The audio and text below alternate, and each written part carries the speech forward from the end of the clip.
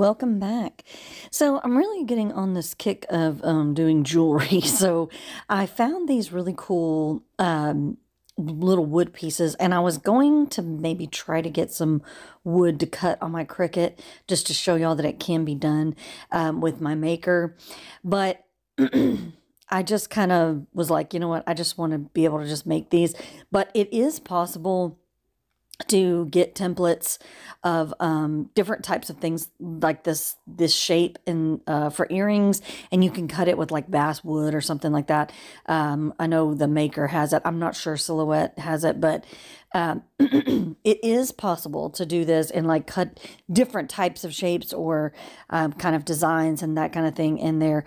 But I saw these on Amazon and I just kind of went for it. I was like, you know what, I can just make something quick with these. So anyways, it came in this big pack, and so I just wanted to talk about it while I was organizing them all in little piles, and then obviously I had to move them and the piles kind of went away. But anyways, so what I'm doing here is I'm going to make these round little earrings, right? So they're going to match the necklace that I made last week, and I'm also going to make some more of these, but I'm going to put this video out like maybe the next day, or I don't know, maybe a few days after. But I used some of the other templates, some of those other wood pieces there, and I made some different designs with using different types of media. So I had this really cool sheet of vinyl that I got from Peachy Olive Glitters, and I thought that it had such different like aspects in the design that I thought I could definitely use this as like a layering technique, and they all kind of go together, but they don't exactly match, that kind of thing. And I had used a piece of that for the necklace that I made last week, and so I was kind of thinking that they could all go together. They're round, they're the same vinyl, same design, that type of thing.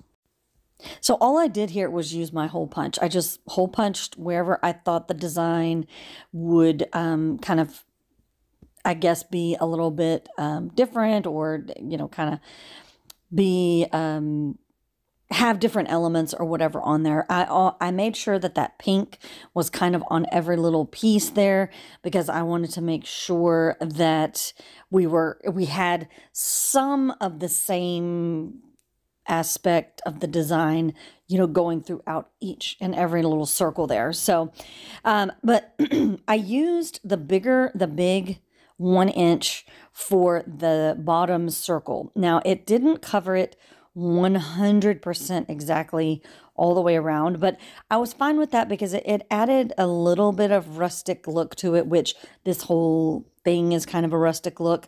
And so what I did was I used the big circle, the 1 inch circle for the bottom circle.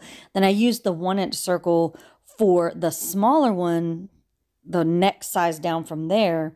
And all I did was use my razor, X-Acto knife, sorry, and I just kind of trimmed off that excess there. You could probably cut it, but I just happen to have my little new X-Acto knife with a sharp blade, so just be careful with that. But you can take off bits and pieces of the wood.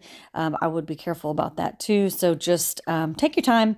These are really, really simple and fast and easy, so it's not going to be very difficult for you to do it. So just take a little bit of time, a little bit of extra time, I guess I should say, and take your time in trimming off that excess vinyl around the sides. So I thought, you know, just putting a little bit of the different aspects of this vinyl on each level of these circles would just kind of allow for like any kind of movement or anything on the earrings, that these different aspects, these different colors will kind of come through. And so I just kind of went along with, like, you know, okay, I have a piece of the gold in this side, I have a piece of gold, you know, I have a piece of the kind of the turquoise look, I have this and that, you know what I mean? So I kind of went with like, so that they match, quote unquote, but they don't match, right? And so that makes each and every one of them a unique piece, and, you know, no one or the other are alike. I got a lot of questions about this ring that I was wearing the other day, and so I wanted to kind of show y'all exactly how I was using this ring. You do not actually need a tool. You just take this ring, stick it into the little slot there, and pull it to the side, and then stick it on wherever you're putting it on, you know, whatever you're putting it onto, and then just put it back in the slot and push it closed. Right, so we're not going to want to pull it apart, these jump rings. We're going to want to push them from side to side. So that is what this ring is for. And as you can see, I don't ever use a tool in this particular video. You can, it is very simple to use a tool, but it is also extremely simple to put this ring on and just use it in that sense. You don't necessarily have to put it on your finger. I don't know why I did at the first, but then that's just the only way I can use it now. But anyways, so I made this necklace last week, and I used the UV resin, and I used a little bit of that vinyl, and I used that turquoise to kind of make it look like it was a stone in there. And so I thought, you know what, I'm just going to make some earrings to kind of go with this. And so I used the round layered effect here, and I used, you know, and I got a little bit of earrings to kind of match. So I thought they would go nicely. These little backs for these hooks are pretty readily available. You can find them anywhere. I'm sure you probably have some of your own if you make anything like this. But I just put them on the back.